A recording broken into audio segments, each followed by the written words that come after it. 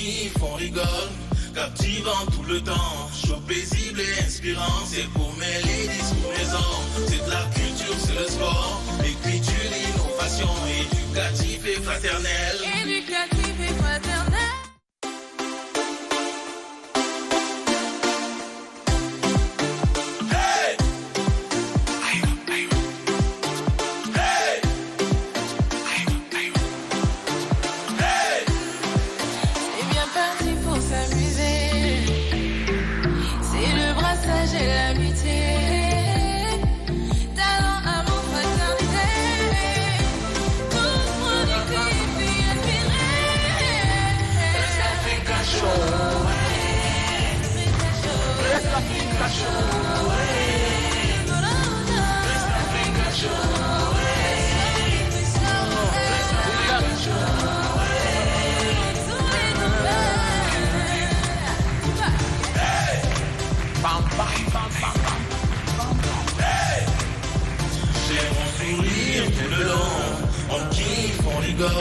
Captivant tout le temps, chaud, paisible et inspirant, c'est pour mêler discours présents. Bonjour, bonsoir à tout le monde. Je suis très heureux de vous recevoir dans cette émission spéciale consacrée aux femmes et le dialogue. Et je suis très heureux de voir autant de monde dans cette émission Fest Africa Show, l'émission qui fait... Oh là là, j'entends pas. Fest Africa Show, l'émission qui fait...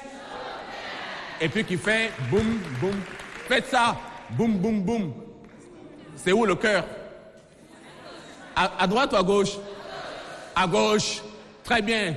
Alors là, notre pays est en bonne santé, n'est-ce pas?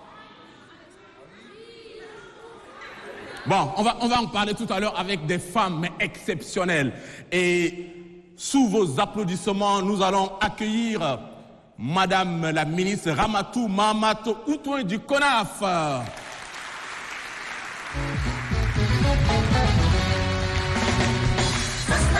Show, show.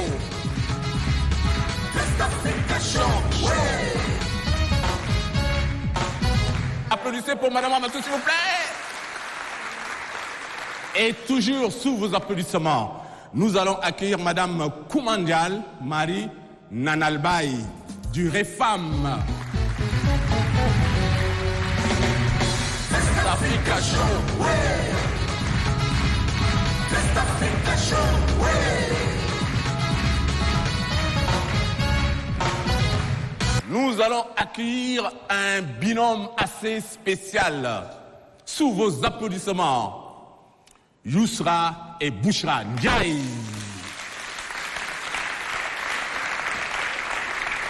Elles sont collées.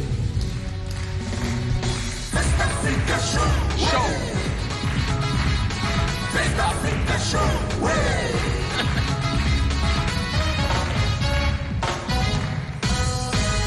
Alors, quand je regarde cette salle, il y a tellement de monde aujourd'hui et je suis tellement ravi de constater qu'il y a autant de jeunes femmes et garçons. Applaudissez pour vous.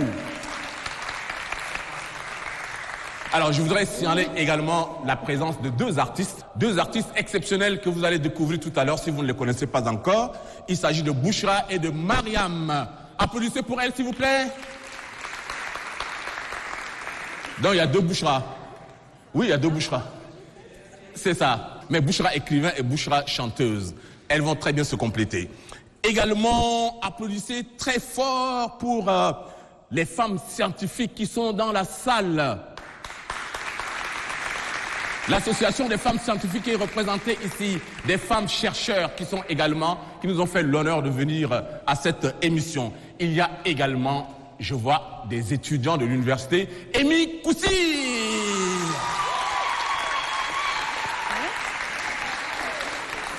Ouais, université Emi Koussi. Également les étudiants de l'ISAM. C'est vrai ça? Issam Yana. Et puis, il y a aussi la franco. Waouh, la francophonie également. Et puis, applaudissez pour celui qui s'appelle Nuki Djedaloum qui anime cette émission. Je disais que je suis vraiment heureux de vous accueillir dans cette émission exceptionnelle avec des femmes exceptionnelles. Avec elles, nous allons essayer de comprendre, et avec vous, bien sûr, quelle est la participation des femmes au dialogue national inclusif qui s'annonce.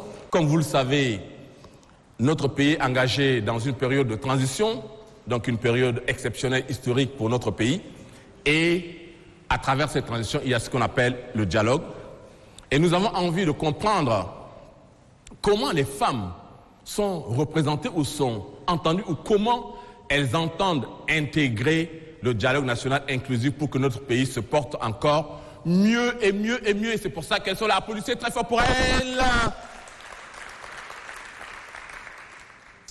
Je voudrais également signaler que cette émission a été préparée en collaboration avec l'Institut des technologies innovantes pour le développement, entendu par la Technidev, qui est représentée ici par une grande dame, Swad Issa.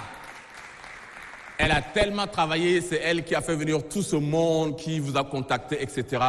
Et donc, applaudissez très fort pour elle. Alors, nous allons, avant de donner la parole à mes invités, nous allons faire quelque chose qui va, en principe, nous toucher tous. Je vais demander à l'artiste Bouchra Khalil, je te laisse la parole et je laisse la surprise.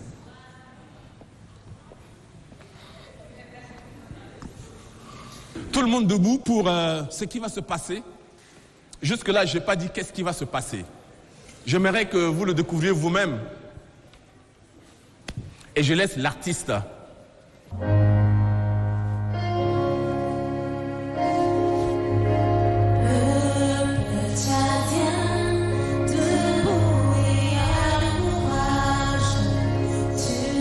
A conquis ta terre et ton droit, ta liberté naîtra de ton courage. Lève les yeux, l'avenir est à toi. Oh mon pays, que Dieu te prenne en garde, que tes voisins admirent tes enfants, joyeux, pacifiques, en avant, en chantant.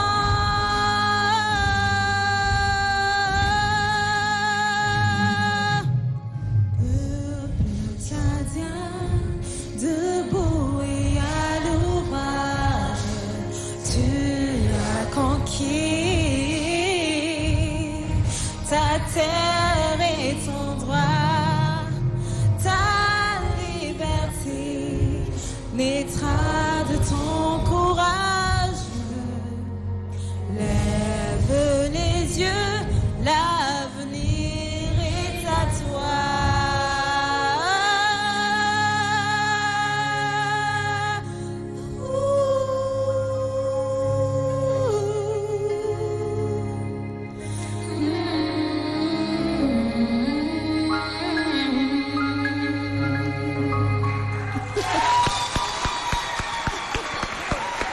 Merci. Alors, Bouchra, Oui. dis quand même un mot par rapport à cette... Vous pouvez vous asseoir, hein. Merci beaucoup. Merci. Applaudissez encore très fort pour Bouchra, s'il vous plaît. Merci beaucoup. Dis quand même un mot par rapport à l'hymne. Par rapport à l'hymne que tu as adapté. Comment tu as travaillé. Bon, je dirais que moi j'aime beaucoup trop l'hymne la tchadienne. Donc un jour je me suis dit, tiens, et pourquoi est-ce que tu ne la chanterais pas à ta façon? Donc je suis allée entrer au studio, je l'ai enregistrée et puis je l'ai partagée avec tout le monde. Ah oui. Et depuis que tu as créé cette chanson, quelle est la réaction des Tchadiens? Ils aiment bien. Il y en a qui font des petites vidéos avec, il y en a qui partagent un peu partout. Donc, je dirais que la plupart aiment, quoi. Merci. Gros bisous pour Bouchra. On va te retrouver tout à l'heure pour une autre chanson parce que tu ne chantes pas que l'hymne national, tu chantes, tu es artiste complète et donc on va te retrouver pour une chanson. Merci beaucoup. Alors, avant d'entrer dans le vif du sujet, je vais demander à chacune d'entre vous, docteur Mahamat Outouin, ministre, et ici vous êtes là en tant que représentante du CONAF, le Conseil national des femmes. Le Conseil national des femmes, tu as dit non? Voilà. La première chose que j'ai envie de vous demander, c'est, là on a écouté l'hymne national de notre pays, comment vous ressentez quand on chante l'hymne et puis qu'est-ce que ça représente pour chacune d'entre vous, l'hymne national? Bonsoir à tout le monde. Je vais commencer par dire merci vraiment aux organisateurs de cette émission et je suis très ravie d'être en face de mes jeunes frères et sœurs ce soir. Alors, par rapport à cette question, moi je pense que ça me ramène simplement au pays. Ça me ramène à ce qu'on appelle le Tchad, l'identité tchadienne, qu'est-ce qui nous réunit en tant que Tchadiens. Donc, simplement, quand on me chante l'hymne national, je me dis c'est un élément de l'affirmation, un élément par lequel on a construit notre identité en tant que Tchadiens, et c'est vraiment un élément par lequel on doit affirmer notre identité en tant que Tchadiens. Et c'est un élément par lequel on doit s'unir en tant que Tchadien. C'est ce que je pense. Merci. Madame Nanalbaye, ancienne députée, et ici vous représentez le réseau des femmes africaines, ministres et parlementaires du Tchad. C'est bien cela? Voilà, vous êtes la secrétaire exécutive, deuxième adjointe. Vous avez beaucoup d'adjoints dans cette organisation. Hein. Alors, même question par rapport à l'hymne national. Qu'est-ce que ça vous fait de chanter l'hymne national? Et puis ça représente quoi pour vous? L'hymne national, c'est à travers l'hymne national qu'on s'identifie. Le titre même, c'est quoi? Vous pouvez me donner le titre de notre hymne national? La Tchadienne. C'est ça, le titre de l'hymne national. Donc celui qui le chante s'affirme en tant que Tchadien. La Tchadienne. Hein? La Tchadienne. C'est féminin. Oui. C'est signe de paix, signe d'unité, signe d'amour. C'est ça. Et c'est dommage que depuis des décennies, on chante l'hymne national avec le seul couplet. Oui, c'est ce que vous disiez. Mais là, elle a chanté tout le couplet, non? Non, il y a 4 couplets. Bouchra. Donc, prochainement, oui, il faut mettre ça à la portée du public. Ok, très bien. Parce que chaque couplet a son sens. C'est ça. Il y a un sens. C'est ça. Et ça interpelle le peuple tchadien. Chaque couplet interpelle. Donc, j'aimerais que prochainement, qu'on le chante dans son entier. Et je suis ravie devant ce public. Et si j'ai accepté de participer à cette émission, je me suis basée sur un adage, un proverbe béninois, oui, qui dit qu'il faut monter sur les épaules des anciens pour regarder plus loin qu'eux. Donc je suis là pour que les jeunes montent sur nos épaules, nous les anciennes, pour qu'ils regardent plus loin que nous. Alors, après, à la fin de l'émission, je vais sélectionner donc 5, et vous allez monter sur ces épaules. Très bien. Merci. Alors, je ne vais pas me tromper. Yousra. Ah.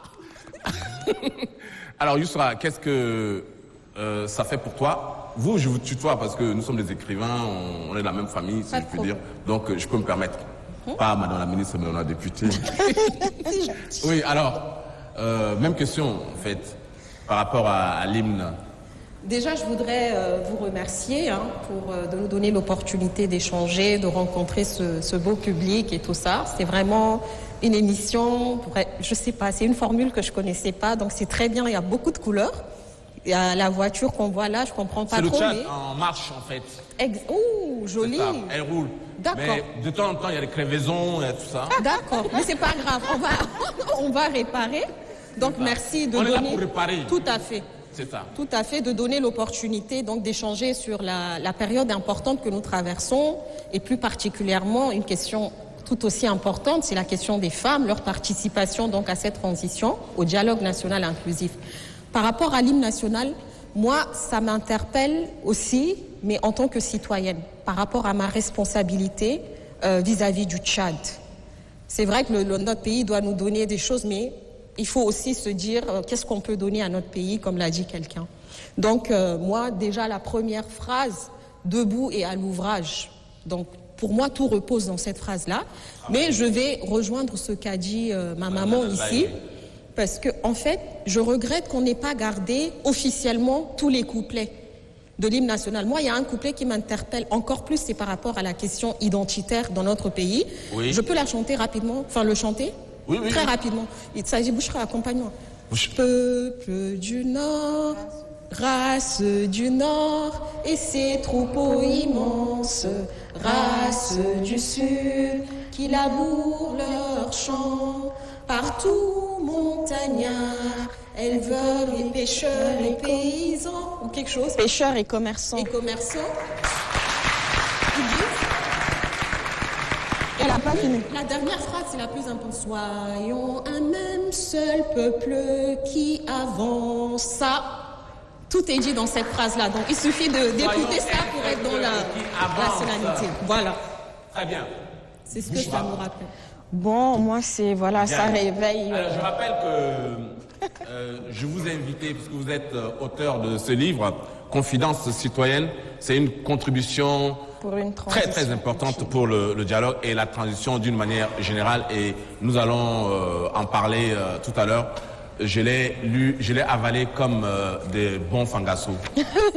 Merci. Oui, alors donc Bouchra. Donc moi, bon, je vais pas dire plus que tout ce qui a été dit, ça réveille en moi un sentiment... Non, attends Bouchra, quand Youssa parle, souvent tu dis que, ben, de toute façon Youssa l'a déjà dit, hein, donc moi je... Non, je vais pas m'amuser à faire ça aujourd'hui. Okay. Non, mais quand je dis tout ce qui a été dit, c'est par rapport à mes trois, voilà, aux trois personnes, trois dames qui m'ont précédée. Donc ça réveille en moi un sentiment patriotique. Ce sont de très très belles paroles. Et je partage ce que Yousra a dit parce que je ne sais pas pourquoi on a sorti. Finalement, on s'est limité à quelques couplets. Celui-là, qui à mon sens, je rejoins Yousra, est un des plus importants. Lorsqu'on connaît un peu l'histoire et voilà, de notre pays. Et moi, je dirais aussi que ça me renvoie très loin dans mon enfance, à l'école du béguinage, parce que chaque matin, on se mettait en rang avant d'entrer en classe et on chantait l'hymne national. Je ne sais pas si ça se fait encore dans nos écoles. Je ne sais pas, nous on fait chaque lundi matin... Ça se fait encore? Vous qui avez enseigné. Mais certaines écoles, hein. D'accord. C'est ça. Donc moi je pense... Chaque lundi. Chaque lundi. Au Sacré-Cœur, on le faisait aussi. Oui. Donc moi, je pense que tout cela, ça participe à construire en fait le sens patriotique, le sentiment d'appartenance à ce pays, à ces terres. Et donc, voilà, ça m'a rappelé l'école du béguinage, en plus de tous ces sentiments que ça a réveillé en moi. Donc, voilà, très belle chose. Merci, Bouchra. Mais applaudissez pour Bouchra, s'il vous plaît. Pour Bouchra Ndiaye, parce que l'autre, c'est Bouchra Khalil.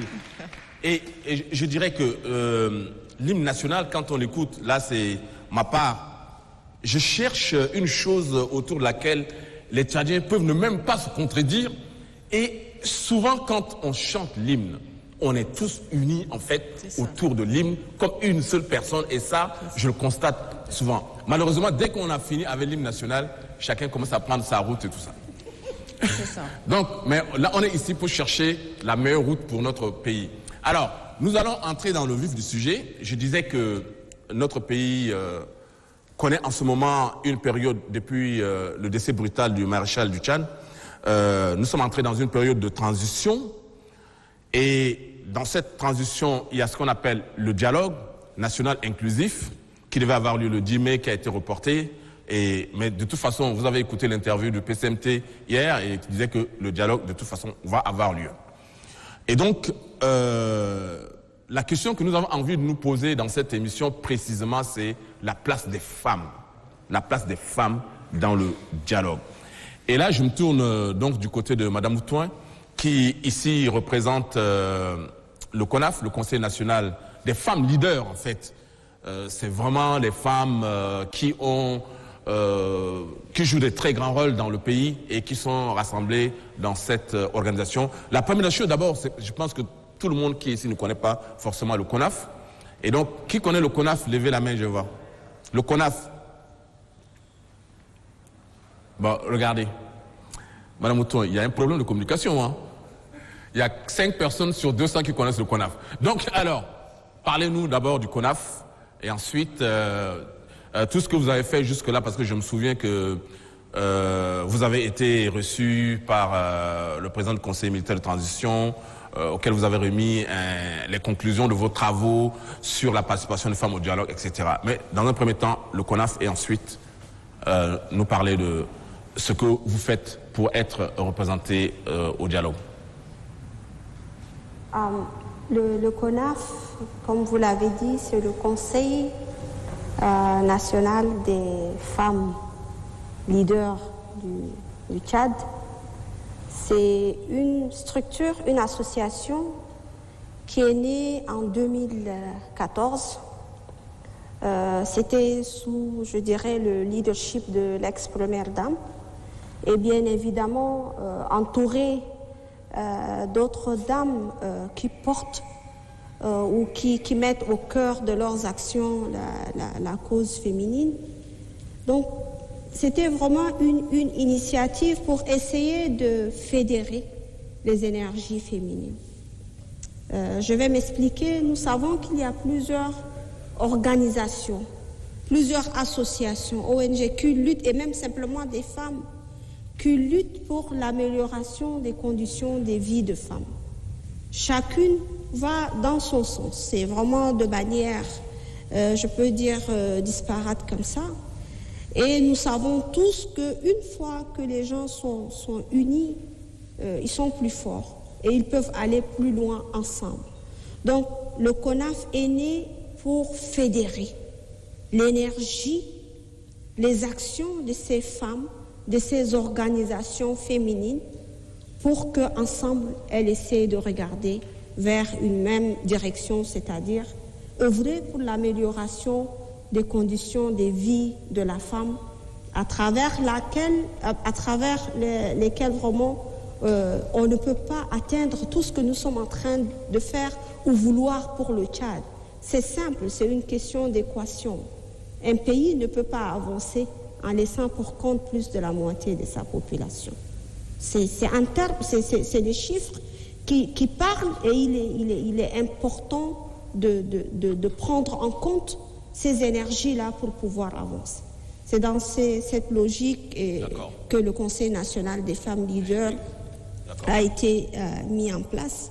Je dirais par exemple, quand vous entendez parler des réseaux des féministes, des parlementaires, l'ONG Voix de la femme, les différentes organisations féminines, les ententes de l'Église, tout ça, ces femmes qui sont dans ces différentes organisations se retrouvent au sein du CONAF.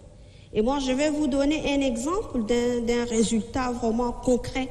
Les gens aujourd'hui parlent de la loi sur la parité. Oui. Mais vous ne savez pas comment nous avons pu porter cette loi sur la parité jusqu'à ce que... C'est le CONAF qui a fait la proposition. En fait, c'était à la veille du Forum national de 2018 que le CONAF a appelé toutes les organisations féminines, c'est-à-dire les leaders de ces organisations féminines, et nous nous sommes réunis à la Maison de la Femme et nous nous sommes dit, écoutez, nous œuvrons tous pour qu'il y ait un changement en ce qui concerne les conditions de vie de la femme. Nous œuvrons tous pour que les femmes puissent participer, être aux instances de prise de décision, mais aujourd'hui nous devons nous entendre et parler c'est comme une seule personne. Nous devons lister exactement qu'est-ce que nous voulons et qu'est-ce que nous devons vraiment sortir avec du dialogue. Et là, Et justement, là, vous me tendez la perche, je vous remercie. Justement, le dialogue.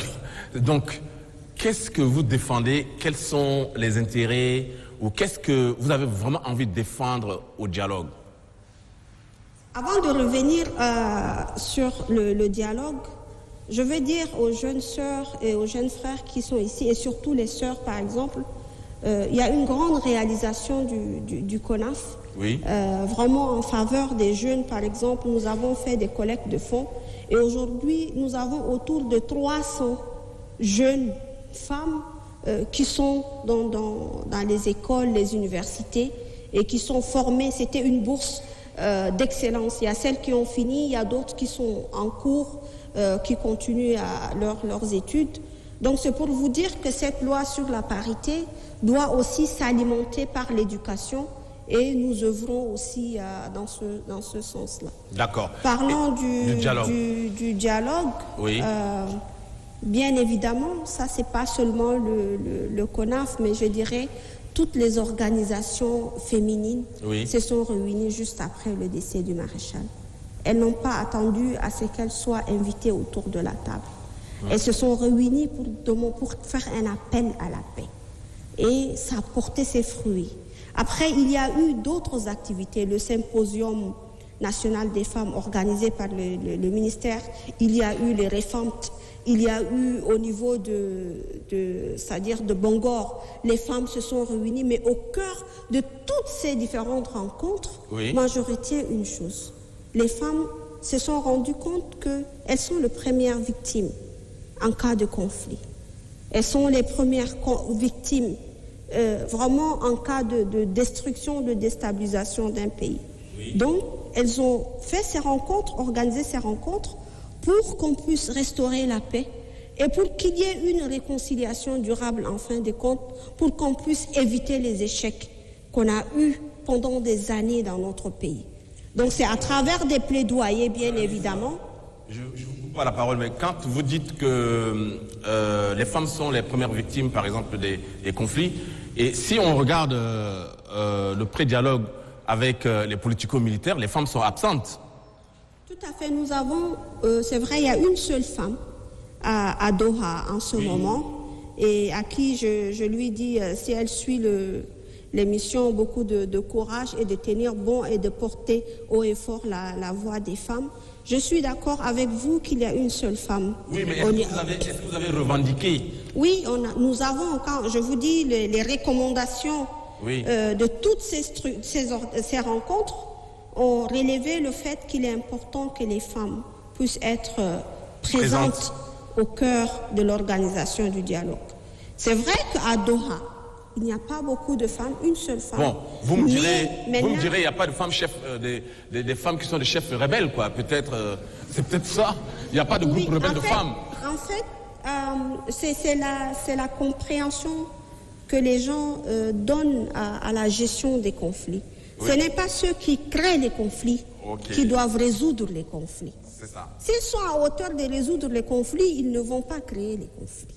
Il est important que les artisans de paix soient là pour permettre à ce qu'il y ait une résolution durable des conflits. Et je vous dis que la différence qui va se faire, excusez-moi, entre les femmes et les hommes aujourd'hui, parce que ce que je suis à Doha, c'est tout un débat autour de qu'est-ce que nous, on va avoir. Mais les femmes, quand elles seront là, qu'est-ce que le Tchad va bénéficier de cette histoire-là? Attendez, vous pouvez répéter ce que vous venez de dire? Au dialogue, les hommes discutent qu'est-ce que nous allons avoir. Il y en a qui commencent à réfléchir à leur villa, et puis je ne sais pas quoi, leur voiture, etc. Et les femmes, c'est qu'est-ce que nous allons donner au pays. Voilà, je pense, ne généralisons pas. Je peux dire certains hommes, c'est plus facile comme ça. Parce qu'il y a des hommes patriotes aussi qui œuvrent pour le bien-être de leur pays. Mais certains hommes aujourd'hui, tout le débat, c'est autour de le partage du pouvoir, le partage des postes, le partage des gâteaux. Tout est autour de comment se partager les choses. La femme, c'est autour, et là je dirais en majorité, la grande partie, c'est autour de comment stabiliser le pays. Merci. Comment Merci. s'unir de Applaudissez. manière durable. On va revenir. Madame Nanalbaye, vous représentez ici le réseau des femmes d'Afrique, les femmes africaines ministres et parlementaires. D'abord, très rapidement, cette organisation, présentez-nous-la très rapidement, brièvement, et puis ensuite, dites-nous par rapport au dialogue, comment vous vous préparez. Merci. Le réseau des femmes africaines ministres et parlementaires est né depuis 1995 au sortir de la conférence internationale sur la population et le développement tenue au Caire. Les chefs d'État, à l'époque, ont senti la nécessité d'organiser que les femmes leaders, les femmes décideurs puissent se mettre ensemble, fédérer pour la cause de la femme, puisque la participation de la femme était minime. Donc, en 1995, le réseau africain est né. La section Tchad est née en 1999. Elle a fait son temps. Elle a fait beaucoup de choses. La preuve en est qu'aujourd'hui, les taxes sur les médicaments, la TVA, taxe de valeur ajoutée sur les médicaments, ont été supprimées. Même s'il y a des brebis galeuses qui font à leur tête, c'est vrai que le pharmacien vit de ça, mais officiellement, ces taxes sur la loi de finances est levée grâce au réseau. La prise en charge gratuite des personnes vivant avec le VIH-Sida, oui, c'est le réseau qui a impulsé le chef de l'État, et à l'une des célébrités de 8 mars à Moundou, il a pris l'engagement de dire que désormais, les personnes vivant avec le VIH-Sida reçoivent un appui gratuit. Aujourd'hui, la prise en charge des femmes fistuleuses est le résultat de la loi 06 portant promotion de la santé de la reproduction. Tout ça, c'est des actions que le réseau a menées en son temps. Okay. Le réseau est composé uniquement des femmes qui ont ou qui sont députées ou ministres. Mais il travaille avec les organisations fêtières féminines et même les organisations des jeunes. Mais pour être membre du réseau, il faut être soit ministre ou soit député, ancienne ou en fonction. Oh là là. Parce que donc elles sont exclues, hein? Non, mais on travaille avec toutes les organisations. Oui. On travaille avec toutes les organisations. Et pourquoi ça? C'est parce qu'au Tchad, une fois descendu de ta chaise de ministre ou de député, c'est fini. C'est comme un citron qu'on a pressé, et puis on jette. Donc nous, les femmes, on veut capitaliser ces acquis, on veut capitaliser ces expériences pour le mettre à la disposition des jeunes. Très bien, Madame Nanalbaye. Et parlant du dialogue, vous avez organisé donc des ateliers préparatifs en fait par rapport au dialogue. Si vous pouvez nous en dire quelque chose. Oui, dès l'installation du CODNI, le réseau a organisé CODNI, c'est quoi? Vous connaissez le CODNI? Vous connaissez le CODNI, non? Vous ne connaissez pas CODNI? Non. Le comité d'organisation du dialogue national inclusif. Le CODNI ne communique pas assez, je crois. Voilà, le CODNI ne communique pas assez.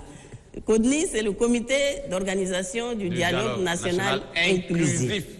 Donc, aussitôt après l'installation, en octobre 2021, le réseau a eu à organiser un atelier regroupant 180 participants, y compris les hommes engagés, les jeunes et les femmes, les femmes leaders des associations féminines, pour déjà parler de la participation citoyenne de la femme. Ça, c'était en octobre. En décembre, et l'une des recommandations phares de cet atelier était d'organiser un pré-dialogue pour les femmes. Et c'est ça qu'en décembre 2021, le réseau a eu à organiser une consultation nationale qui a regroupé toutes les femmes venant des 23 provinces, y compris les organisations fêtières féminines, les organisations des jeunes et les hommes engagés. Et là, c'est un prélude au dialogue. C'est juste pour préparer, outiller les femmes à une participation effective et efficiente, qualitative et quantitative au dialogue. D'accord. Applaudissez très fort pour Madame Nenalbaye, s'il vous plaît. Je vous entends pas.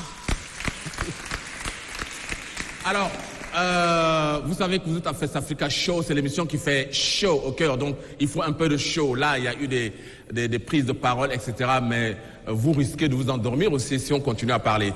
Alors, ce que je voudrais dire, c'est que ces ateliers que vous avez organisés, par exemple, a reçu l'appui d'un certain nombre d'organismes, parmi lesquels l'UNFPA. Et puis tout à l'heure, en commençant l'émission, j'avais cité Technidev avec Swad Issa qui représente cette institution qui est ici sur place, qui nous a aidé à organiser donc l'émission. Et je suis allé rencontrer le représentant de l'UNFPA pour essayer de comprendre quels sont les appuis que ces organismes ou ces organisations peuvent vous apporter. Vous savez, le Fonds des Nations Unies pour la population, c'est d'abord cette agence onusienne qui s'assure qu'aucune femme ne meurt en allant donner la vie, que les grossesses sont désirées et que le potentiel de tout jeune est accompli. Et c'est là, quand on parle de potentiel de tout jeune, nous parlons des jeunes, nous parlons des femmes, et particulièrement en période de transition. Nous avons le mandat d'accompagner les États lorsqu'il s'agit d'accompagner les jeunes en période de transition ou de crise. Nous avons au niveau du Conseil de sécurité qui a été voté la résolution 2250 qui nous donne la capacité, les moyens de pouvoir accompagner les jeunes. Mais ça, c'est une...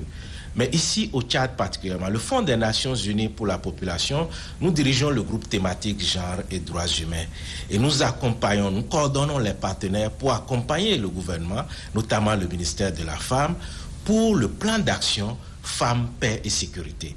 Vous voyez bien que, de par nos mandats, de par nos responsabilités, s'il n'y avait même pas la transition, nous devons accompagner le gouvernement. Encore plus pendant cette transition. C'est pourquoi nous avons appuyé toutes ces organisations à travers les ministères sectoriels, le ministère de la Jeunesse, le ministère de la Femme, et nous continuons à continuer surtout avec les organisations de la société civile, parce qu'il nous faut amener une participation inclusive. Et quand nous parlons d'inclusion, nous parlons de ces femmes, de ces jeunes qui sont dans le milieu rural. Nous parlons de ces femmes, de ces jeunes vivant avec handicap pour ne laisser personne de côté. Voilà essentiellement les motivations pour lesquelles nous essayons d'accompagner le gouvernement dans cette période critique sur ce sujet. D'abord, l'autonomisation de la femme.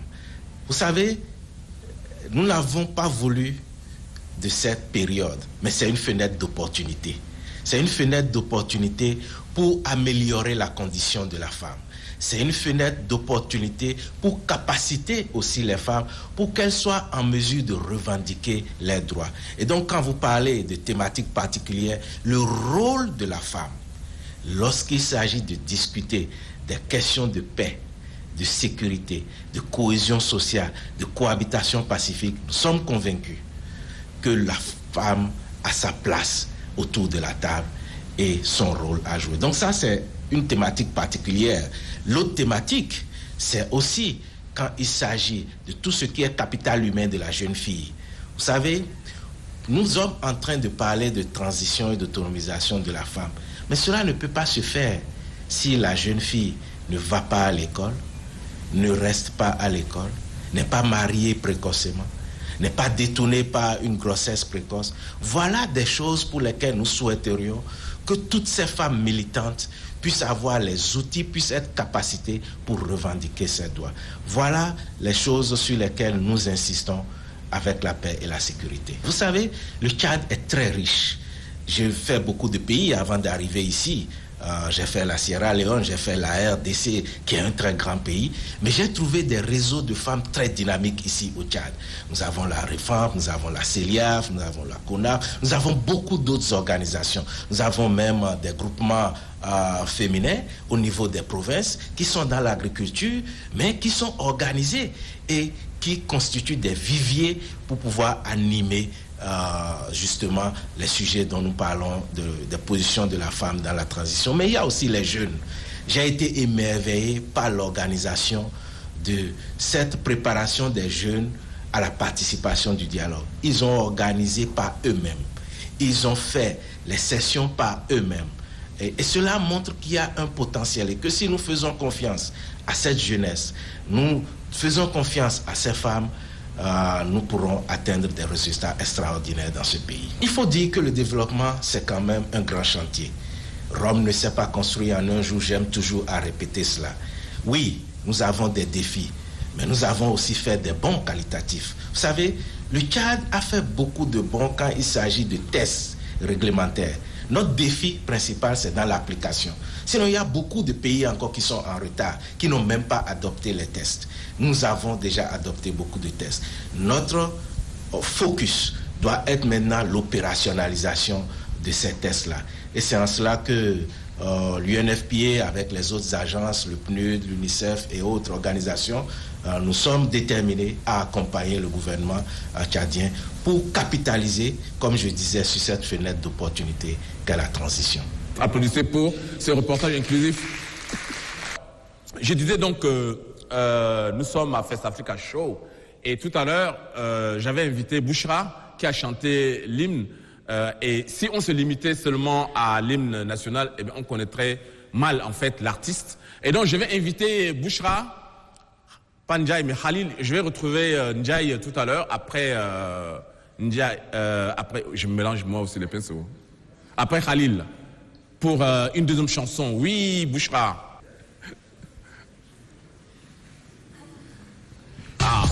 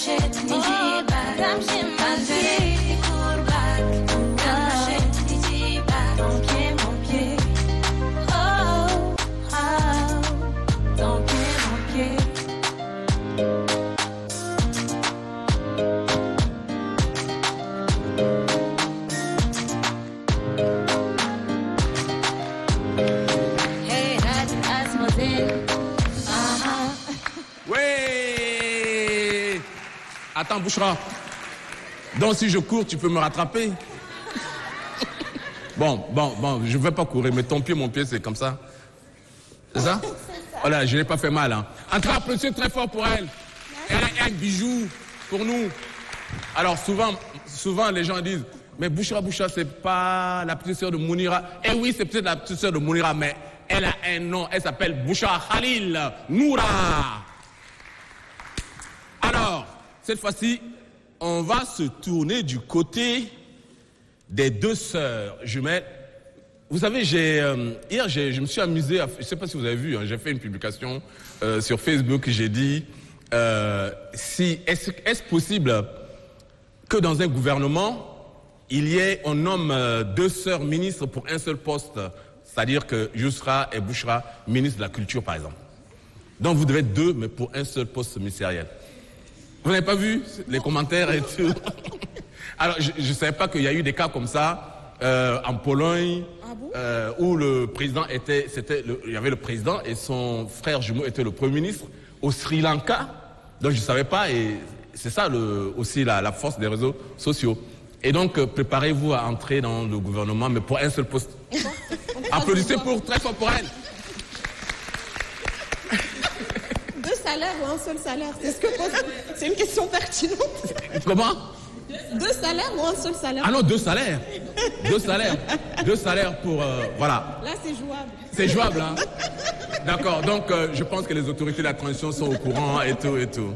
Ok, ça sera post-transition. Alors, ce qui m'a frappé dans votre livre, avant d'entrer même dans le vif du sujet, c'est quand je vois la 4e de couverture, lorsque vous avez fait le DSS en sciences politiques à l'université de Reims, donc en France, en fait, Bouchra, tu étais major, vice-major, et Yousra, major. Oui. C'est le même DA? Oui. Non, c'est incroyable. La même promotion. La même promotion.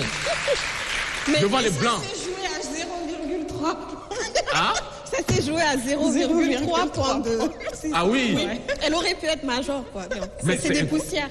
Et devant tous les Français, là, oui. Vous leur avez damé le pion. Bien sûr. Applaudissez-les pour ça. C'est le travail, non? Alors, voilà. Donc, vous avez écrit à 4 mains ce formidable. Il faut le lire absolument. La caméra, je ne vois pas... En présent. Je ne vois pas le livre. La promotion de... Voilà. Non, il préfère prendre les filles. Après l'émission, on va se retrouver, non? D'accord. Alors, donc, confidence citoyenne, contribution pour une transition utile au Tchad. Vraiment un livre important qui se lit assez rapidement quand même, parce que c'est environ 80 pages.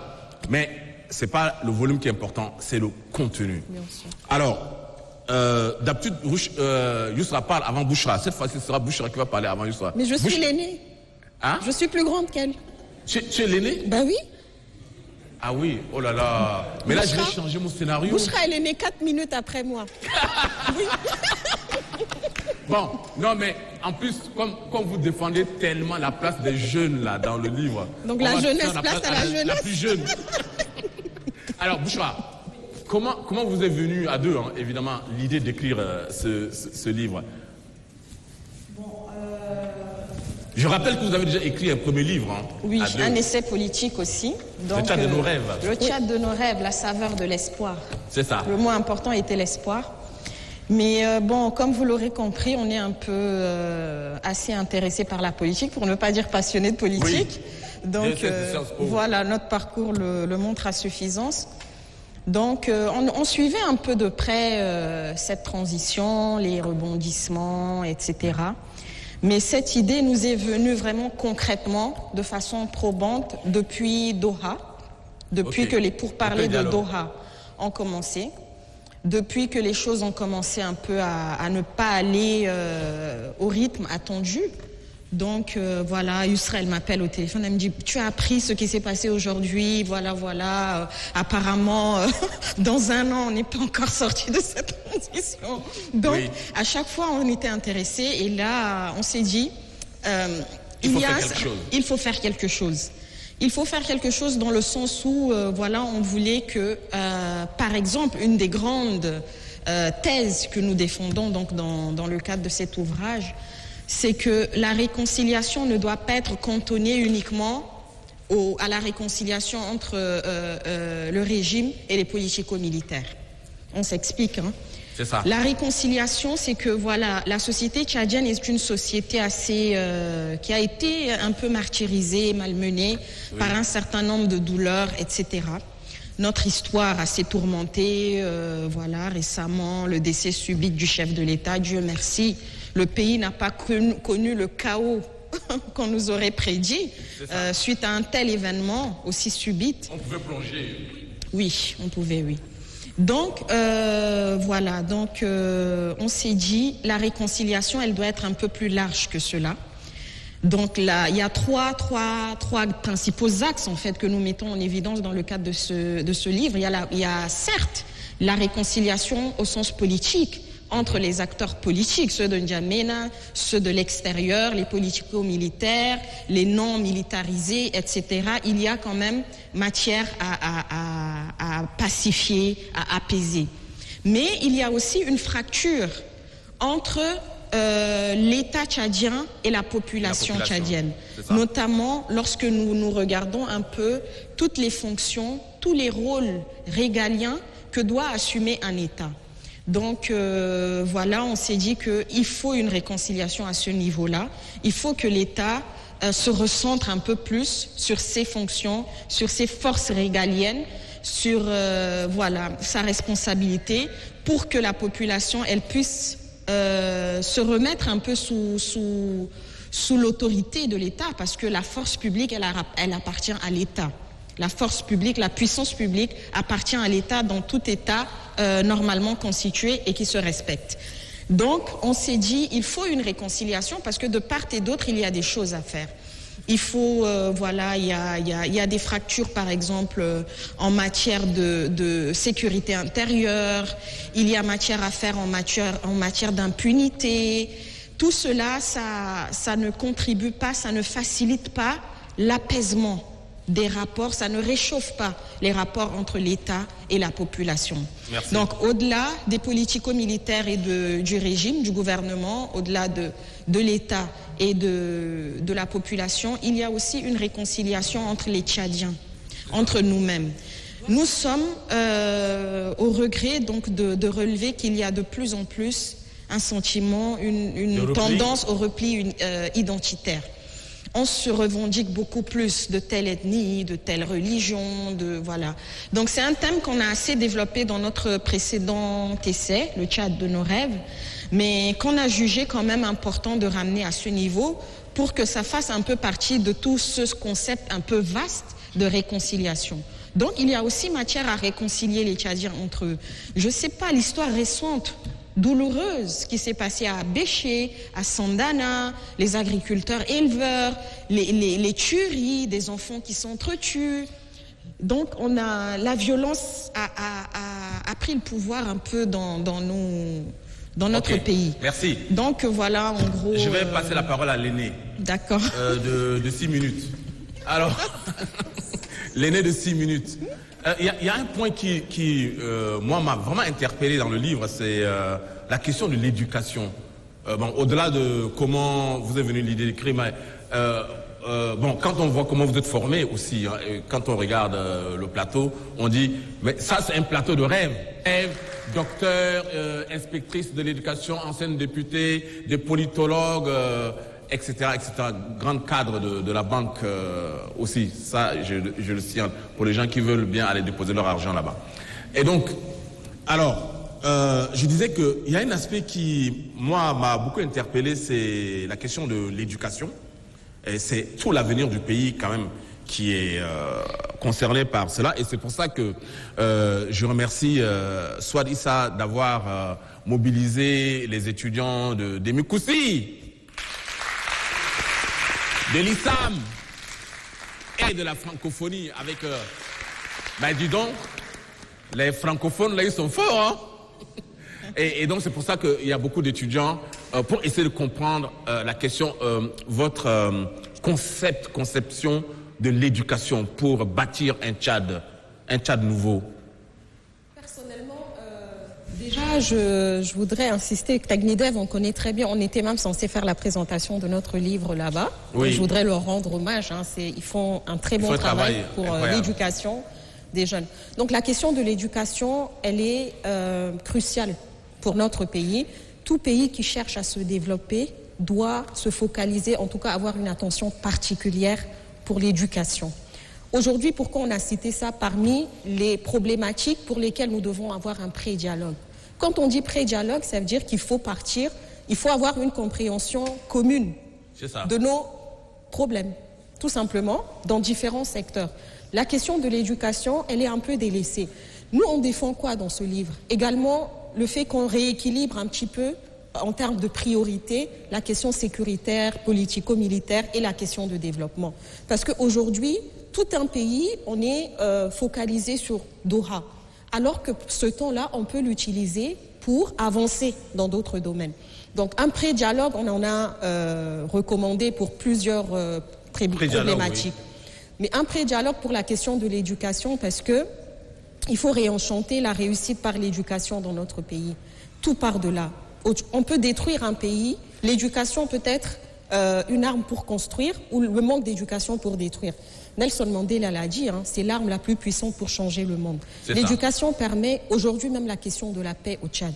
Dans notre pays, si on a une éducation qui prend à bras le corps cette question-là, on aurait beaucoup plus de jeunes qui seraient apaisés dans leur esprit et qui ne seraient pas sur l'émotion ou tentés tout de suite par le repli identitaire. Quand on a l'esprit assez ouvert par l'éducation, on ne peut pas s'attarder sur nos identités qui sont des différences intimes, qui ne doivent pas être un obstacle avec les autres. Donc un pays comme le Tchad, un pays multi-ethnique, un pays multiconfessionnel, doit d'autant plus se concentrer sur l'éducation. Donc que les jeunes comprennent qu'aujourd'hui, pour construire un pays, il faut ne serait-ce qu'avoir certaines compétences. Et ces compétences-là viennent d'où? De l'éducation. Au-delà d'ouvrir l'esprit, l'éducation forge et donne des compétences. Donc on doit réenchanter la réussite par les compétences, par l'éducation dans notre pays. Donc on défend cette thèse-là dans notre livre.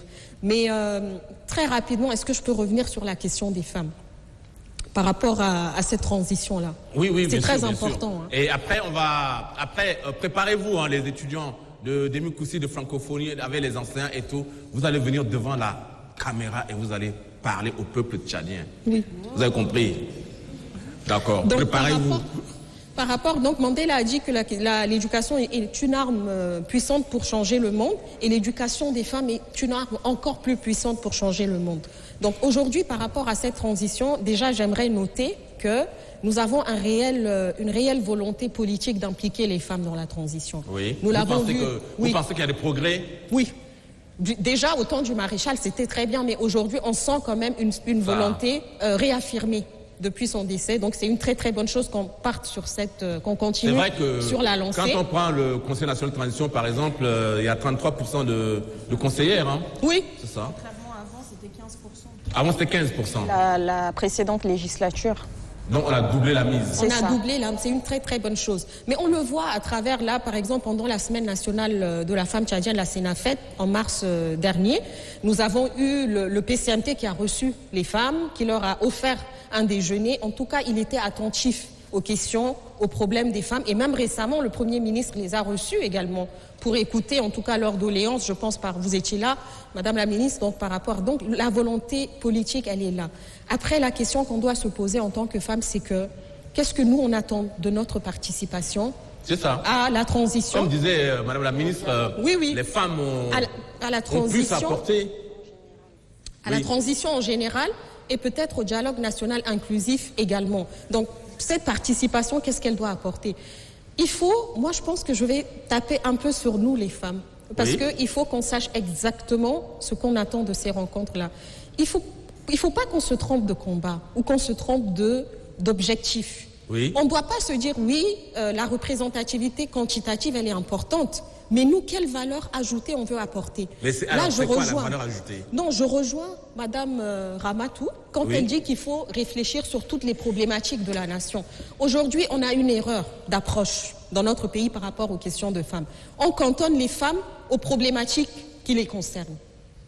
Ça, ce n'est pas une bonne chose, parce qu'il n'y a pas que les femmes qui peuvent réfléchir sur la question des femmes. La question des femmes, c'est une question de justice et d'équité, de façon générale. La preuve, c'est que je réfléchis sur la question des femmes, quand même. Oui. Oui. Donc, si on doit aller au dialogue, c'est pour que les femmes participent au-delà de ces questions de femmes sur les problématiques beaucoup plus générales de notre nation. C'est très important. Et là où on doit travailler pour aboutir à cela, pour atteindre cet objectif-là, la représentativité dans la réflexion, la valeur ajoutée à la réflexion par rapport au dialogue, c'est dans le choix des personnes qui iront nous représenter à ce dialogue-là. C'est très important au sein même du présidium, pourquoi pas. Ne parlons pas simplement en termes de participation. Donc, c'est vrai qu'il faut avoir des femmes qui soient là dans les instances et tout ça, mais il faut surtout que ces femmes-là prouvent qu'elles ont le droit et qu'on a bien fait de les mettre là parce qu'elles réfléchissent aussi sur autre chose que les questions de genre, par exemple, etc. Donc, par rapport au choix de ces femmes-là, aujourd'hui, on doit mettre plus en avant l'efficacité, la vivacité d'esprit. On ne doit pas se dire non, j'en termine là, hein. On ne doit pas se dire non, genre, voilà, pour le monde rural, j'ai une cousine dans le monde rural et tout ça, je l'appelle, elle va représenter le monde rural. Pour les entrepreneurs, j'ai la fille de ma voisine, elle est entrepreneur, elle va venir représenter les entrepreneurs. Non. On doit avoir une approche en termes de résultats. Voilà, ce que ces femmes-là peuvent apporter. Donc, si on doit prendre une représentante pour le monde rural, ben, il faut que ce soit sélectif. Il faut que ce soit une femme qui viendrait ou plusieurs femmes qui viendraient et qui auraient cette capacité déjà de nous donner une image assez réaliste et assez fidèle de leur situation et qu'elles puissent défendre leurs intérêts. Donc, si on poursuit cet objectif-là, on est obligé d'être sur, entre guillemets, la sélection. Merci. Voilà. Merci, Youssa. L'aîné de 6 minutes a plus de temps de parole. Là comme c'est pas les élections, donc c'est pas...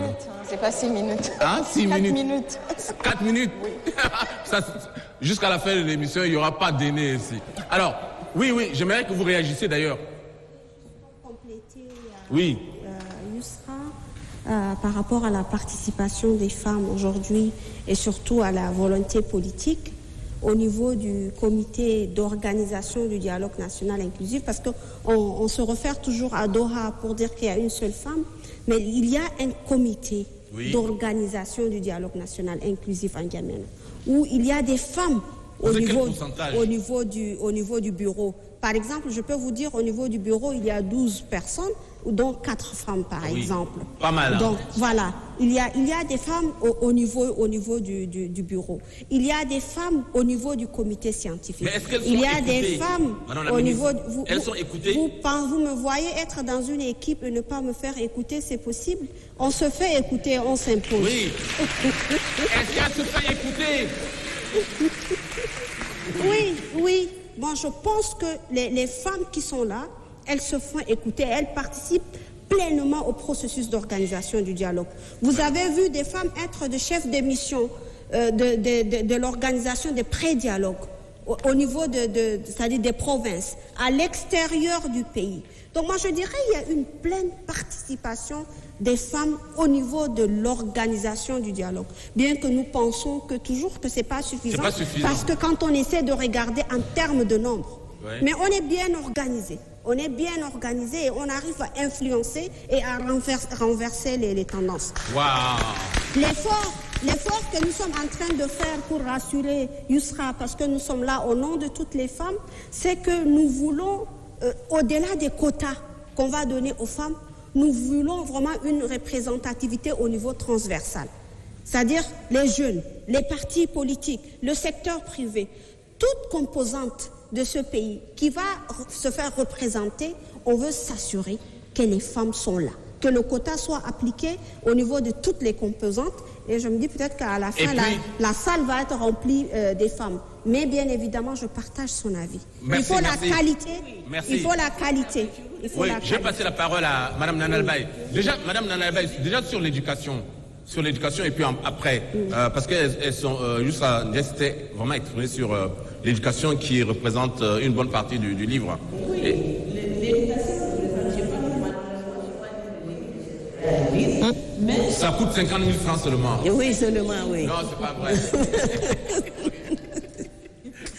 Récemment, le CODNI a organisé une conférence publique sur le thème, sur l'éducation, oui. Sur le thème la refondation de l'éducation nationale. Quand on ça, c'est les conférences du CODNI, là? Les conférences du CODNI, là. D'accord. J'aurais souhaité que ces thèmes soient débattus en dialogue, en pré-dialogue. Comme avec le suggère, oui, on aurait dû prendre les départements clés là, les mettre ensemble et organiser des pré-dialogues, puisqu'on dit priorité des priorités, c'est l'éducation, c'est la santé, on aurait dû. Mais en une demi-journée, on a eu à dire ce qui ne va pas. Parce que quand on parle de refondation, c'est qu'il y a quelque chose qui ne va pas.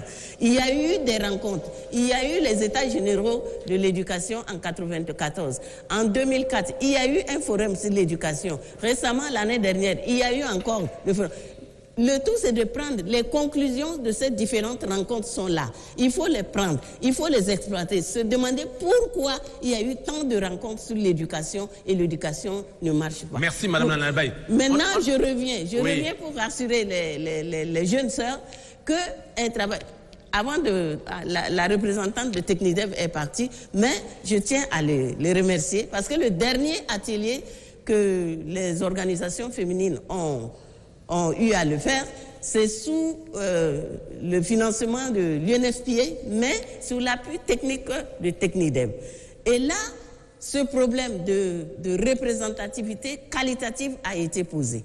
Et la restitution devrait se faire sur l'ensemble du territoire en 4 pôles et une feuille de route a été élaborée qui a identifié, a déterminé, a défini les critères de sélection. Être analphabète n'est pas synonyme d'être bête. Donc, j'aime l'expression, c'est la première fois que je l'écoute. Être analphabète n'est pas synonyme d'être bête. On prend... Vous avez écouté? Donc, dans la sélection, les critères ont pris en compte toutes les couches de ces femmes. Les femmes vivant en milieu rural, les femmes vivant avec un handicap, les femmes... Donc, nous avons défini ces critères pour que le choix soit fait d'une manière objective. Très bien. Pour que là-bas, ça ne soit pas des pots de fleurs au dialogue, oui, mais que ça soit des femmes qui réfléchissent. Et nous allons créer une structure d'appui pour celles qui seront au dialogue. Pour soutenir celles qui seront au dialogue, nous allons créer une structure pour que la voix des femmes soit entendue. De dehors, on peut intervenir et de dedans, elles nous voilà. Puisque nous avons des étudiants, nous avons des enseignants, et la question de l'éducation est prioritaire dans le livre de Yousra et Bouchra Ndiaye. Il y en a... Elle traite d'autres choses aussi. Hein. La question de la rébellion, pourquoi toujours autant de rébellions, quand est-ce qu'on va en finir, etc., etc. La justice, etc. Alors, on va donner la parole à Lémi Koussi et l'université d'Lémi Koussi. Un enseignant, une étudiante. Bonsoir. Bonsoir. Avant tout, je me présente. Je réponds au nom de mademoiselle Yousra Youssouf-Amat, étudiante en sciences 2. Communication. Très bien. Maintenant, en fait, je remercie d'abord, avant tout, je vous remercie. Je remercie l'équipe technique et je remercie le public présent ainsi que mes collègues.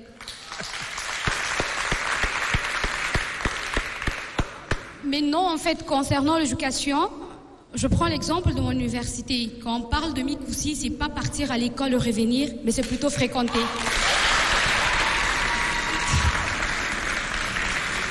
Et quand je parle de mon pays, le Tchad avant tout est le berceau de l'humanité. Donc, quand on parle de Tchad, on parle de la laïcité, la cohabitation pacifique. Maintenant, en fait, quand on parle de la femme, en fait, la femme joue un rôle très important avant tout, non sur l'État, mais sur le plan familial. C'est une femme de foyer, une mère, une sœur, une cousine, une grande sœur. Et ainsi de suite. J'en passe. Très bien. Maintenant, en fait, concernant les activités que l'université Yimikoussi mène pour le dialogue inclusif, Oui. en fait, pour cela, nous avions eu une organisation au sein de l'université composée des femmes ainsi que de jeunes. Quand je parle de jeunes, je parle des hommes en fait. Maintenant, ici, on avait eu des conférences-débats telles que l'organisation Voix de la femme qui était passée sur une conférence-débat concernant la violence faite aux égards des femmes. Ensuite, nous avions participé au dialogue inclusif, le Grand Prix de paix, était organisé par M. Abdoulaye Foulati au niveau de Radisson Blu. Très bien. Merci, Donc, merci. Applaudissez pour elle. ainsi. Applaudissez pour elle. Merci. Et, rappelle-moi ton nom. Je reprends au nom de mademoiselle Yousra Youssouf Ahmad. Écoute, si tu as envie de travailler à Fest Africa Show dans l'émission, tu nous rejoins. Hein. Ok, pas de souci. Merci. Tu as compris? Ok, tu es en communication. Est-ce qu'il y a encore... Non, alors là, Yimikoussi, c'est bon, hein, parce que à la limite, je dirais même que tu as parlé pour toutes les étudiantes. Mais après, ça va être la bataille. ISAM, l'Institut de sciences, des arts et métiers. Pemoka Honorine, je suis étudiante en communication niveau 2. D'abord, pour parler de l'éducation, je vais commencer avec une parole très célèbre de Nelson Mandela qui dit éduquer une fille, c'est éduquer toute une nation. Oui. Ok. Parlant du rôle de la femme dans le dialogue inclusif, je pourrais dire la femme joue un rôle très capital parce que la femme œuvre d'abord pour l'apaisement. Elle peut sensibiliser les parties prenantes et les parties non prenantes. Parle. Il y a des gens qui te dérangent là. Ouais. On n'est pas à l'université, hein. La femme peut sensibiliser les parties prenantes et non prenantes à prendre conscience des difficultés que traverse notre chère patrie. Elle peut apporter des idées pour l'amélioration des conditions que traverse notre pays. Formidable. La femme joue énormément de rôles dans le dialogue inclusif. Merci. Oui, voilà. Très bien. C'est formidable. Alors, la francophonie, c'est pas seulement la cravate bleue, mais le cerveau bleu aussi est très beau. La francophonie, regardez vous-même, chers invités, les jeunes filles tchadiennes, il y a de l'avenir dans ce pays. Il suffit de leur donner la parole.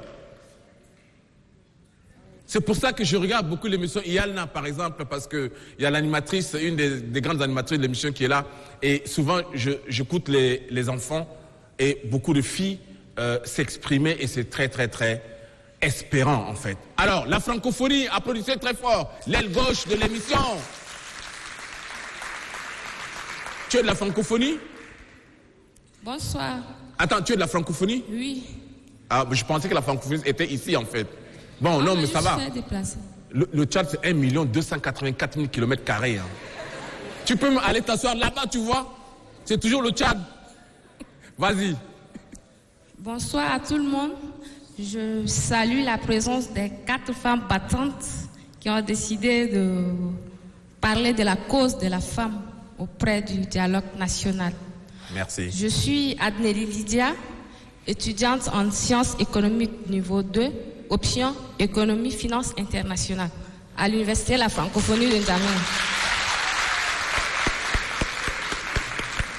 L'éducation est prioritaire pour une nation. Pour développer une nation, il faut passer par l'éducation. Oui, vas-y. Oui, il faut passer par l'éducation, effectivement. Donc, les femmes ont un rôle crucial à jouer au sein du dialogue national qui se plante à l'horizon. Faut pas... Applaudissez pour elle. Et pourtant, tu t'exprimes bien. Mais ce n'est pas grave. Pour Pour trouver une solution à un problème, il faut demander conseil à une femme. La femme est une conseillère. Donc, pour le dialogue national, vu à nos différents problèmes qui seront résolus, le comité doit inviter les femmes pour avoir une solution structurelle et non conjoncturelle. Merci. Merci, merci. Merci beaucoup les étudiantes Amy Koussi, Issam et Francophonie. Une enseignante chercheur, donc grande dame qui fait partie de cette association des femmes scientifiques. J'ai proposé de vous consacrer une émission entière parce que quand on parle de femmes scientifiques ou des femmes et la science, on en parle très peu. Mais là, on parle de dialogue. Vous allez nous parler de votre travail de femmes chercheurs et également de l'association des femmes scientifiques et je vous consacrerai une émission entière. Alors, on vous écoute. Je suis Dr Hamid Abras Rama. Je suis enseignante chercheur, secrétaire générale adjointe de l'association des femmes enseignantes et chercheurs tchadiennes. Donc, notre association est créée il y a de cela 2 ans. D'accord. Sans vous le mentir, cette association d'une grande envergure n'est pas représentée au CODMI. Et comme la dame est là, nous souhaiterons vraiment y être là parce qu'on ne peut pas parler d'un dialogue sans parler de l'éducation. C'est ça. C'est ce que disent les Ndiaye dans le livre. Oui. Très bien. Et comme il y a un adage qui dit, pour tuer un pays, on dit qu'en Europe, il faut suspendre son système éducatif. Et si aujourd'hui nous avons tous ces problèmes, des rébellions, des mésententes, de ceci et de cela, c'est parce que le Tchad regorge un nombre important d'analphabètes.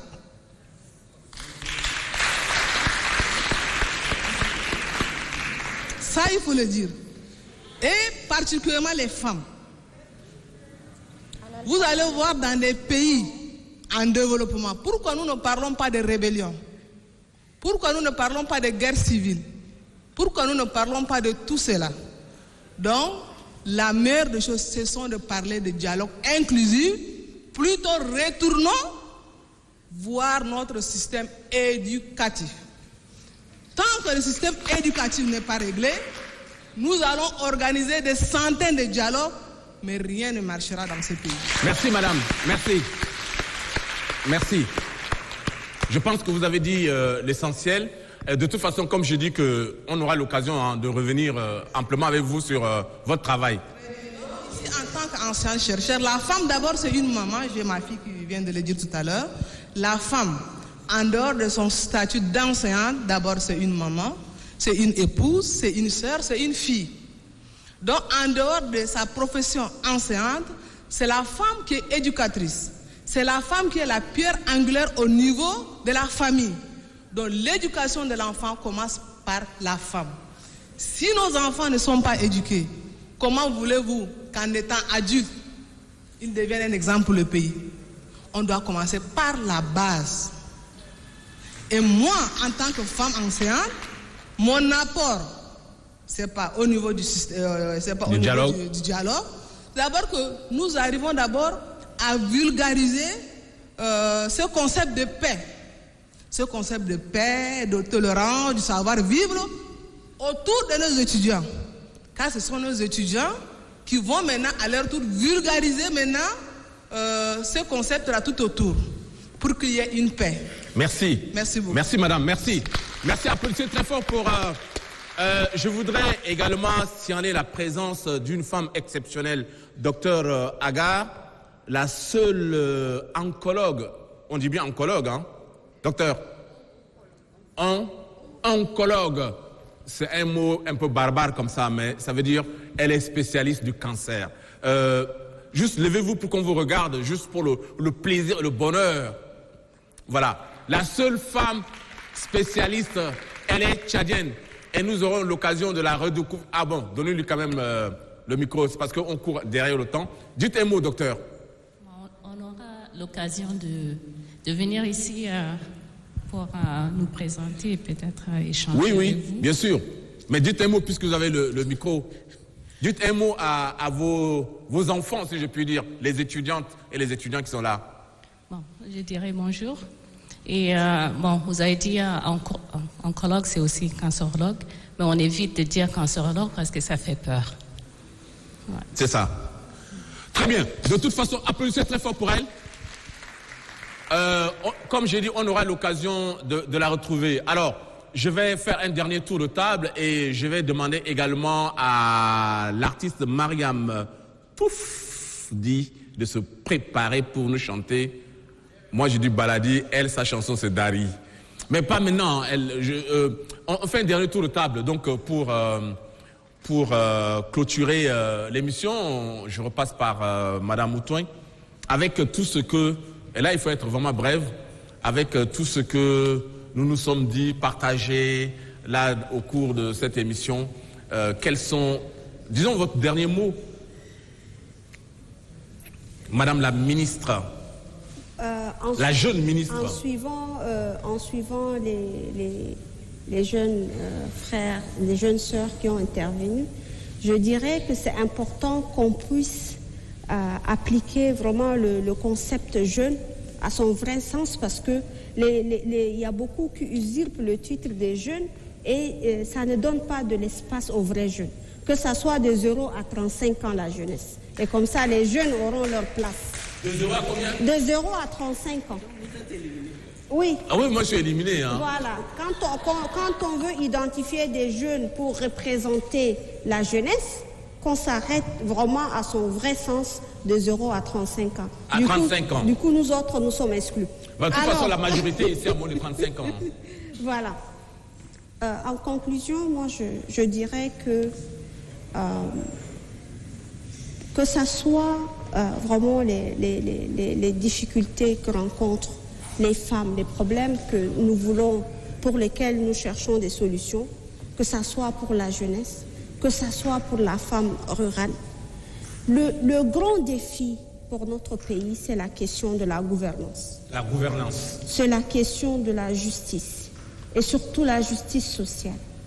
On doit tous nos efforts, si nous voulons résoudre, que ce soit les problèmes éducatifs, tout autre problème, nous devons nous focaliser pour améliorer notre gouvernance, pour vraiment améliorer la justice, hein, l'exercice de la justice dans notre pays, renforcer nos institutions et en ce moment avoir des politiques publiques qui sont en phase avec les réalités du terrain, avec les spécificités de notre pays. Mais je vais finir par dire que tout cela, nous pouvons le faire, mais j'appelle mes frères et sœurs à un esprit positif.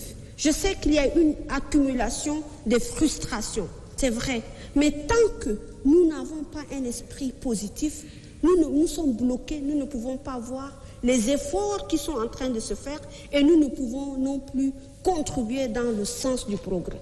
Les jeunes sont là, ils jouent un rôle important dans la construction, tout comme dans la déconstruction du pays. Bien sûr. Donc vraiment, il faut un esprit positif, un esprit de paix chez les jeunes pour qu'ensemble... Merci, applaudissez très fort pour Madame Outouane, Madame Nanalbaï. Oui, merci une fois de plus et je rassure mes jeunes d'être optimistes parce que c'est vrai qu'à Doha, les gens sont là en train de discuter le partage de gâteaux, de ceci, de cela. Les gens ont eu beaucoup de réconciliation, beaucoup de négociations. Ils ont pris, et à chaque fois, c'est devenu un fonds de commerce. Je n'ai jamais entendu un responsable politico-militaire prendre de l'argent après les dialogues et aller construire une école ou un centre de santé. Mais cette fois-ci, qu'ils soient rassurés. Qu'ils soient rassurés.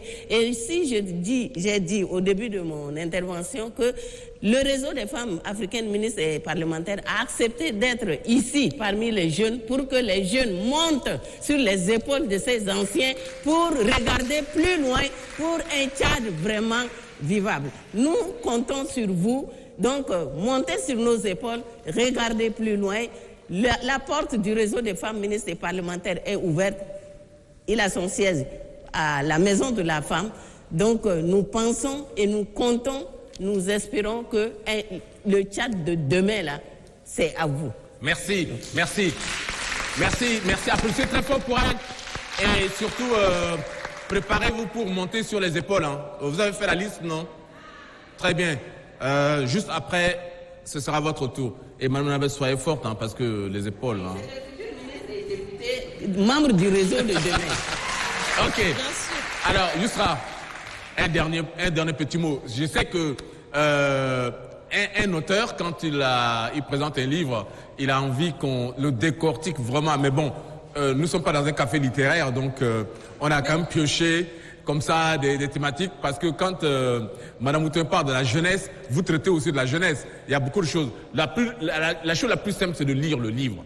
Voilà. Et puis, moi, je suis pas là pour parler du livre. Moi, j'étais là pour parler de la participation des femmes au dialogue national. Oui, mais avec le contenu qu'il y a ici, c'est ça. Pas forcément. C'est une réflexion plus large. D'accord, très bien alors. Mais tout de même, ce que j'aimerais vous conseiller, c'est d'aller à la rencontre de ces étudiants, de ces jeunes, un peu partout, pour discuter du livre. Moi, mon mot de la fin va être à leur endroit, donc à tous les étudiants ici, là, les professeurs, enfin le corps administratif, voilà, enseignants, tout ça.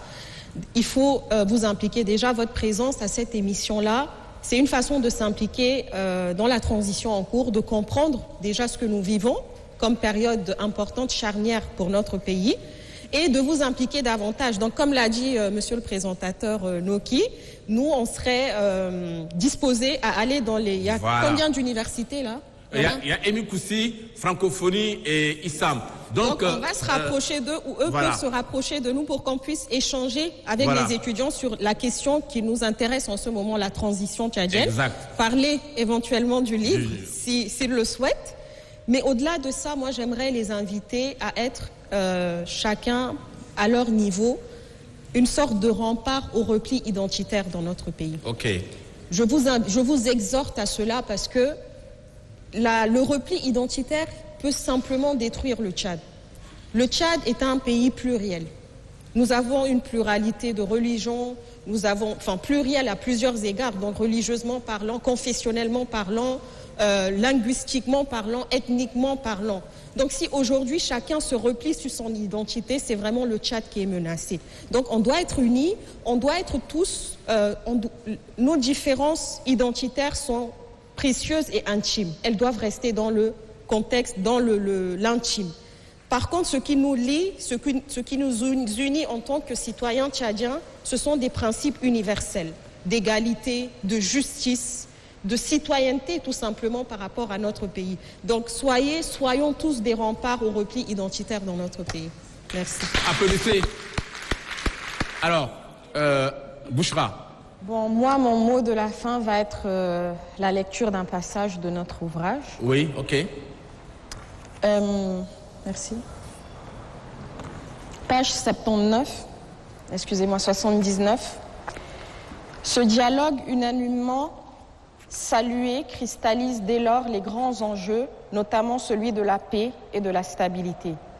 Le DNI apparaît ainsi comme l'étape déterminante pour la réussite de la transition tchadienne et doit permettre un consensus général afin d'aller vers un nouveau pacte républicain. Il est certes admis que la transition en cours doit mener à des élections démocratiques et transparentes, mais peut-on atteindre cet objectif sans engager les réformes profondes dont le Tchad a besoin pour renforcer ses institutions et sa démocratie? Merci. Merci à vous très fort. Alors vraiment, je vous remercie très chaleureusement, très généreusement, très fraternellement pour avoir répondu à notre invitation. Je voudrais aussi signaler la présence de l'Union des associations de femmes arabophones. Malheureusement, je parle l'arabe de Bongor et c'est pas suffisant pour échanger avec elle, mais elle est là et on aura l'occasion de faire une émission. Je vais rendre l'émission beaucoup plus bilingue, comme ça on pourra échanger. Mais merci beaucoup, madame, d'avoir répondu à Anna Inti Merci Katir. Anna Wuru Inti Merci Katir. Applaudissez pour mon arabe, s'il vous plaît. Alors, on me signale qu'il y a une association qui est là et dont une représentante a envie de dire un mot. Je suis ravie de revoir mes deux jumelles parce que la fois passée, vous m'avez échappé à la Ligue, mais cette fois-ci, vous n'allez pas m'échapper. Merci, Madame la Ministre. Mon message s'adresse directement à vous parce que je suis la présidente de l'Association pour la protection et la réinsertion sociale des détenus. Les prisonnières sont des femmes importantes aussi pour la société. Ah oui. Parce qu'elles sont là-bas pour la rééducation. J'aimerais plaider en leur faveur que la transition voit la participation des prisonnières. Absolument, c'est important. C'est l'occasion pour nous de nous coller à vous parce que notre association travaille avec ces prisonnières-là. Et vous devrez aussi de temps en temps aller les visiter. Parce qu'elles sont très très importantes. Il y a des choses qu'elles nous disent. Quand elles nous disent, tu as vraiment besoin de travailler avec. Dans notre présence aujourd'hui ici, moi j'ai voulu absolument que vous sachiez que nous sommes là. C'est encore une jeune association, mais nous faisons de grandes choses. Et je vous annonce aussi que le 18 juillet, Dieu voulant, nous allons célébrer la journée internationale des prisonniers au sein du gouvernorat. C'est organisé à l'honneur de la naissance de Nelson Mandela, l'incontournable. Je suis ici avec la vice-présidente, Maître Weldan Sandrina, et quelques membres de l'association. Merci, madame. Merci beaucoup. Merci. Vous avez bien fait de prendre la parole. Vraiment, vous avez bien fait. Je voudrais également signaler, je pense que l'association des personnes vivant avec le handicap aussi hein, dans le public. Et puis, là, on a parlé des femmes, mais il y a les hommes engagés aussi. Et je pense que David, l'homme engagé, est là quand même. Je sais pas si... Ah, il est là. Voilà. Donc, lui, c'est un homme... Il a réclamé hein, le fait que c'est important que les hommes s'engagent auprès des femmes. Voilà, en tout cas, merci. Je remercie évidemment toute l'équipe de Fest Africa Show qui travaille sous la pluie, sous la chaleur, je ne sais pas, dans des conditions incroyables pour que cette émission se passe dans de bonnes conditions. Voilà. Et puis, tout le public. Celles de ceux que je n'ai pas pu remercier. Mais vous pouvez regarder l'émission et je compte sur vous pour que l'émission dure. Et surtout, partons tous de cette émission en disant un Tchad en paix. Travaillons tous pour que nous ayons un pays en paix et à partir de là, on peut tout construire. Et je demande l'artiste Mariam Toufdi, c'est parti.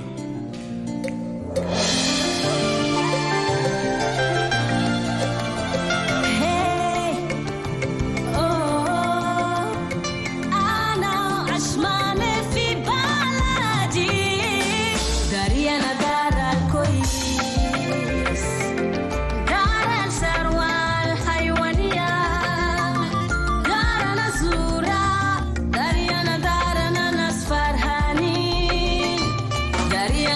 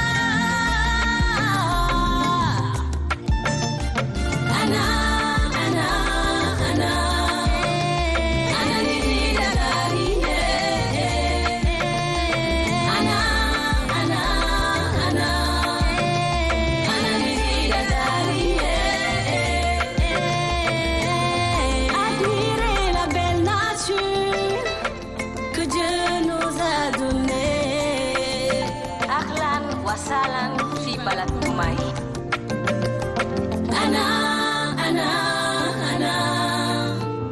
Ana nirida dari Africa show.